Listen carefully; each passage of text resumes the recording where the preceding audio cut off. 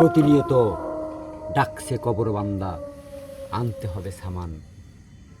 সুদ ঘুষের টাকায় গাড়িতে চড়ে মসজিদে গেলে হবে না ইবাদত। পারলে সৎ পথে টাকা কামান। টাকায় লেখা থাকে না সেটা হালাল নাকি হারাম। দুনিয়ায় যাদের অবৈধ অর্থ, দেখবেন তাদের কেমন আরাম। ওই আরাম আয়েশ সুখ সবই ক্ষণস্থায়ী। সব সময় নিজের ভাগ্য নয়, আপনার কর্মের জন্য দায়ী।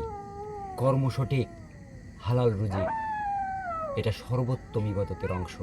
এত সম্পদ দিয়ে কোনো লাভ হবে না, আল্লাহ তাআলা সর্বশেষ, সবই করবেন ধ্বংস। এটাই বাস্তব।